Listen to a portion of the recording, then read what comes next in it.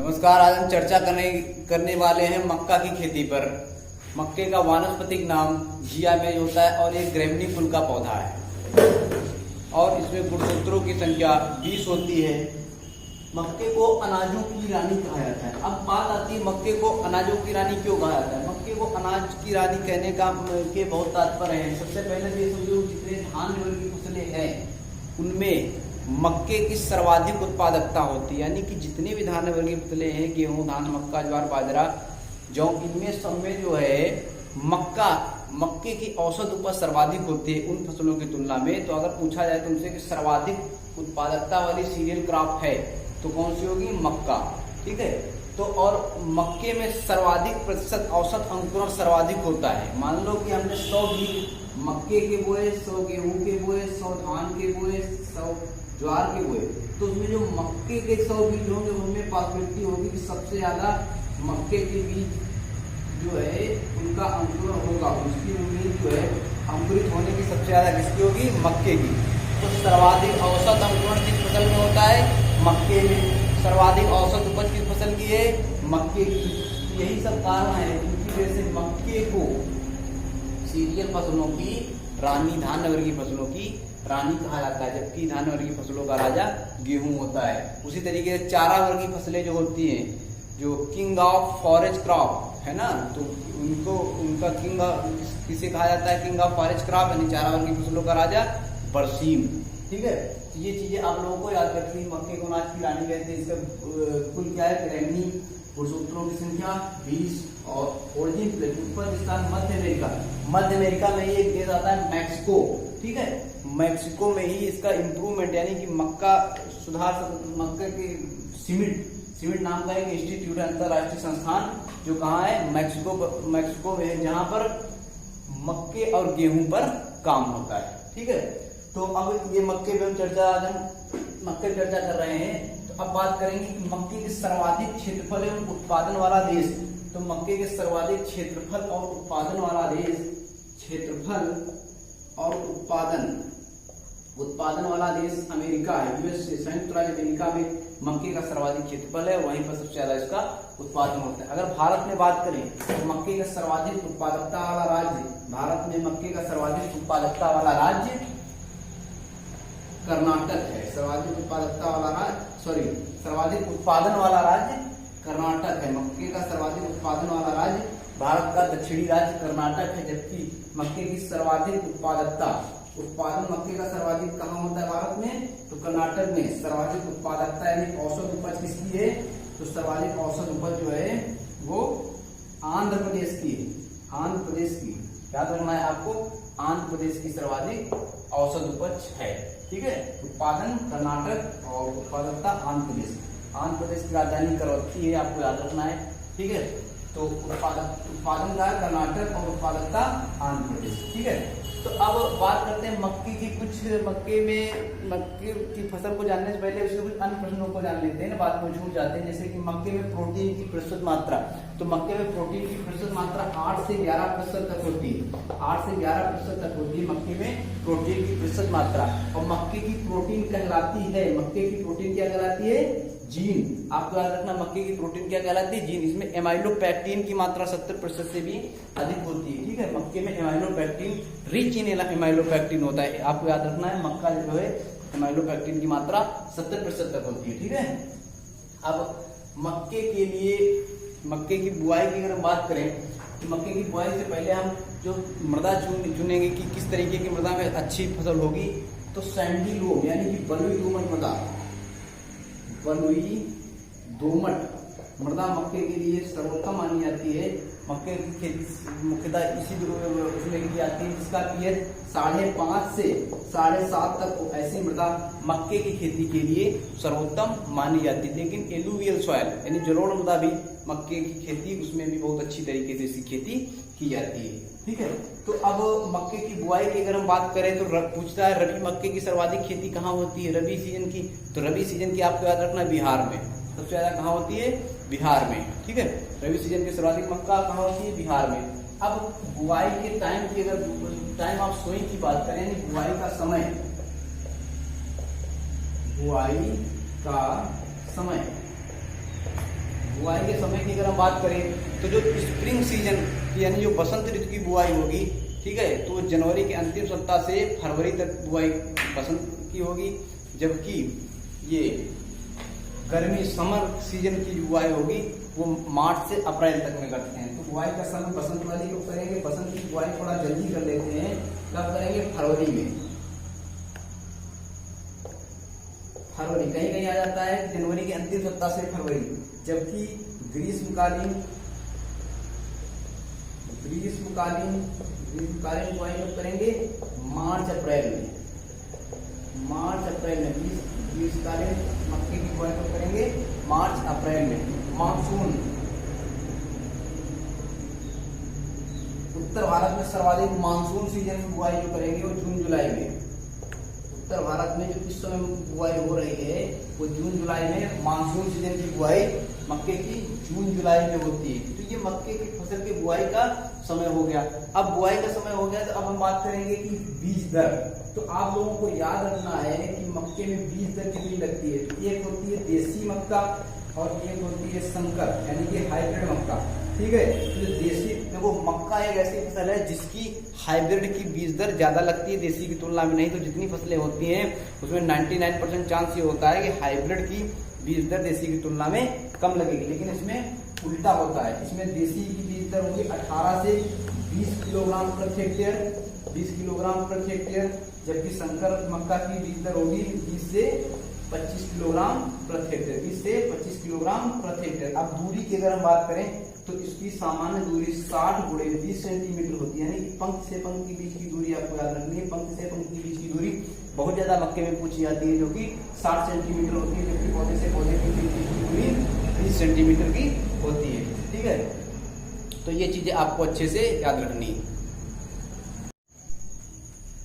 तो संकर मक्के की बीज दर कितनी होगी, 20 से 25 किलोग्राम प्रति हेक्टेयर होगी, ठीक है। तो अब मक्के के अंकुरण पे अगर बात होगी तो मक्के का जो अंकुरण होता है तो उसके लिए उपयुक्त तापमान पूछा जाता है। तो मक्के के अंकुरण के लिए उपयुक्त तापमान 21 डिग्री सेल्सियस होता है। आपको याद रखना है मक्के के अंकुरण के लिए उपयुक्त औसत तापमान कितना होना चाहिए, 21 डिग्री सेल्सियस, जबकि पौधे की वृद्धि के लिए 32 डिग्री सेल्सियस तक तापमान उपयुक्त माना जाता है। पौधे की वृद्धि के लिए 32 डिग्री सेल्सियस तक तापमान उपयुक्त होता है, ठीक है। अब हम चर्चा करेंगे सिंचाई पर, मक्के की सिंचाई पर हम चर्चा करेंगे, ठीक है।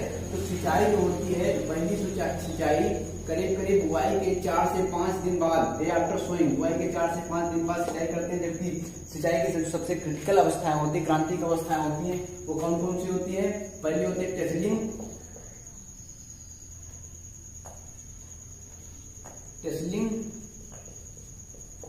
फिर आती है सिल्किंग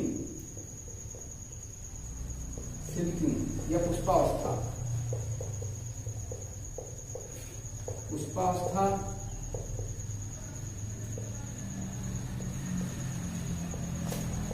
और दाना बनते समय। अब देखो बात आ गई टेसलिंग और सिल्किंग क्या होता है, ठीक है।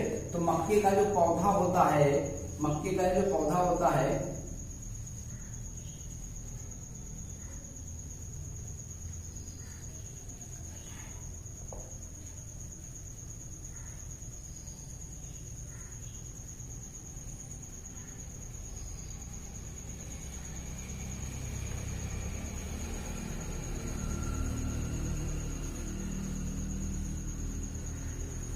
मक्के का पौधा कुछ इस तरीके का होता है, ठीक है। तो मक्के में नर पुष्प का निकलना, ठीक है। मक्के के पौधे में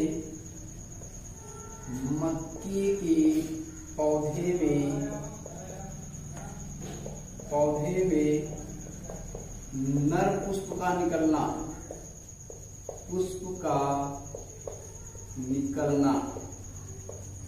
मक्के के पौधे में नर पुष्प का निकलना क्या कहलाता है, टेसलिंग। मक्के में नर पुष्प का निकलना कहलाता है टेसलिंग, ठीक है।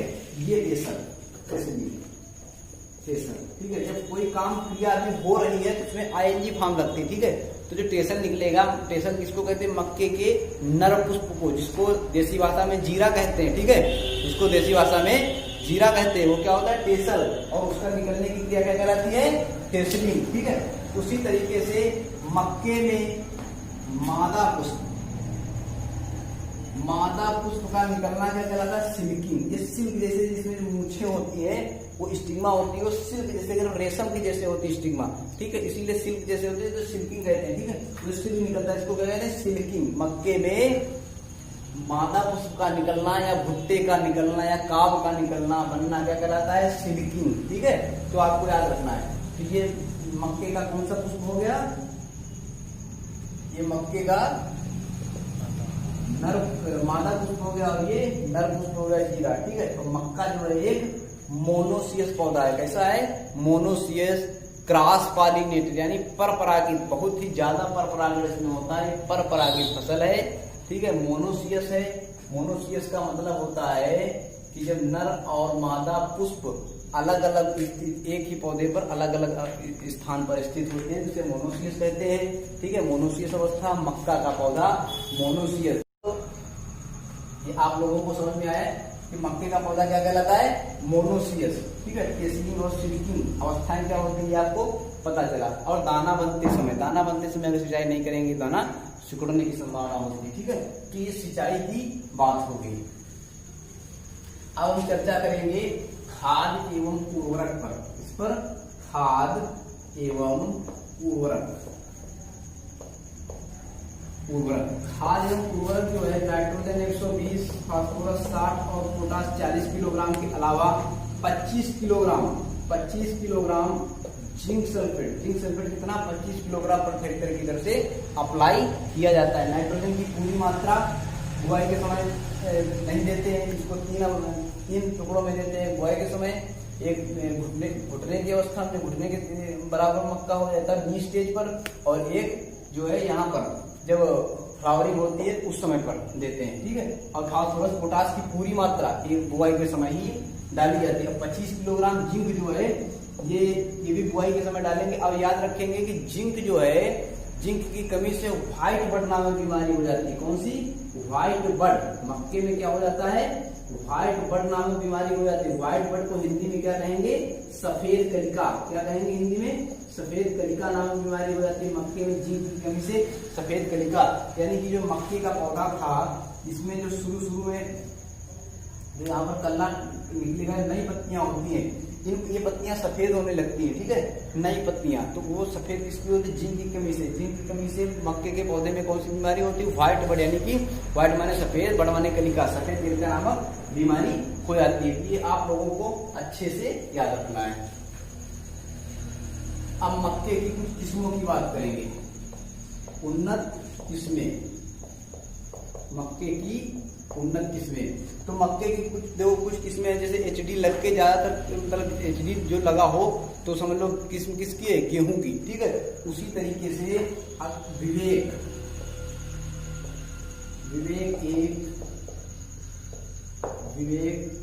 101, विवेक 104, ठीक है। शक्तिमान 1,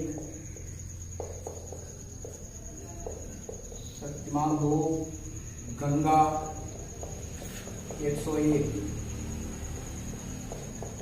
गंगा सफेद, ठीक है। तो विवेक, शक्तिमान और गंगा ये सब किसमें किसकी होंगी? डेक्कन, विवेक, शक्तिमान, गंगा, डेक्कन, ये सब किसमें किसकी होंगी? ये सब मक्के की किस्में होंगी, ठीक है। ये आपको अच्छी तरीके से याद रखनी है। अब ये बात करते हैं कि एक होती है QPM, यानी कि क्वालिटी प्रोटीन मेज,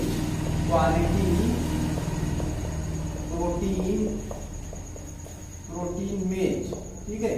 तो इसकी जो किस्में होंगी, एक तो प्रोटीना बहुत पूछी जाती है। प्रोटीना किसकी किस्म है? तो आपको याद रखना प्रोटीना पहली बात तो मक्के की किस्म है। मक्के में भी क्वालिटी प्रोटीन मेज की किस्म है। क्वालिटी प्रोटीन मेज की किस्म है कौन सी? प्रोटीना, ठीक है। उसके बाद और कौन सी है? HQPM 1, HQPM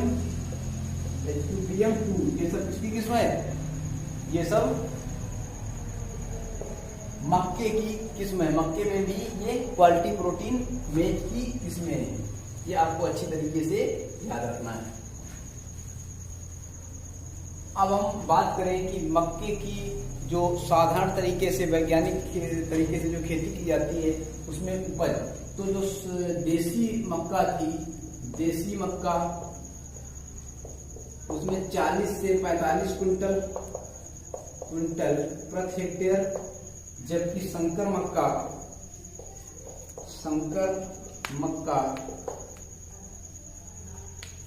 50 से 60 क्विंटल प्रति हेक्टेयर तक उपज होती है। संकर मक्का की उपज कितनी होती है? 50 से 60 क्विंटल प्रति हेक्टेयर तक इसकी उपज होती है। ठीक है, तो ये अब मक्के, ये इसके बारे में आपको पता रखना है। देसी मक्के की उपज 40 से 50 क्विंटल, जबकि संकर मक्का की उपज 50 से 60 क्विंटल प्रति हेक्टेयर तक होती है। चलो अब बात करते हैं हम स्वीट कॉर्न की। स्वीट कॉर्न की जो है बीज दर 8 से 10 किलोग्राम प्रति हेक्टेयर तक होती है। स्वीट कॉर्न जिया में सैचेराटा इसका वैज्ञानिक नाम होता है। क्या नाम होता है इसका वैज्ञानिक नाम? जिया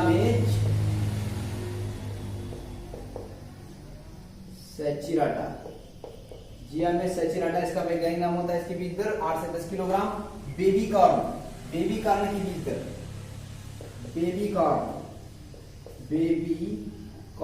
बीज दर, कॉर्न मतलब होता है मक्का। कॉर्न की बीज दर कितनी होती है? बेबी कॉर्न की 25 किलोग्राम प्रति हेक्टेयर बीज दर होती है। इसकी बेबी कॉर्न की एक बहुत ही पॉपुलर वैरायटी है, बहुत ही लोकप्रिय किस्म है प्रकाश। बेबी कॉर्न की किस्म है प्रकाश। आपको याद रखिए बेबी कॉर्न की किस्म प्रकाश। अब कुछ अन्य प्रश्न, जैसे मक्के में स्टेमेन मतलब होते हैं कि स्टेमेन ऐसा समझ लीजिए कि परागकोश कितने होते हैं? 3। मक्के में स्टेमेन की संख्या कितनी होती है? स्टेमेन या कह लीजिए उसको परागकोशों की संख्या कितनी होती है? 3। कितनी होती है? 3। मक्का एक C4 लॉन्ग डे प्लांट होता है। कैसा प्लांट होता है? C4 लॉन्ग डे प्लांट होता है, जो एक परपरागित फसल है। इसमें कितने परागकोश होते हैं? 3। मक्के में पाई जाती है प्रोटेंड्री। कौन सी अवस्था पाई जाती है? प्रोटेंड्री अवस्था। प्रोटेंड्री मतलब होता है जैसे ये मक्के का पौधा है, ठीक है, ये मक्के का पौधा है, और इस मक्के के पौधे में, ये जो मक्के का पौधा है इसमें ये जीरा हो गया, जिसको भी हमने बताया था, इसको क्या कहते हैं? टेसल। मक्के के नर पुष्प को कहते हैं टेसल। मक्के के नर पुष्प के लिख लीजिए, मक्के में नर पुष्प को कहते हैं टेसल। मक्के में नर पुष्प के निकलने की क्रिया कहलाती है टेसलिंग। मक्के में नर पुष्प को हटाना कहलाता है। नर पुष्प को हटाना कहलाता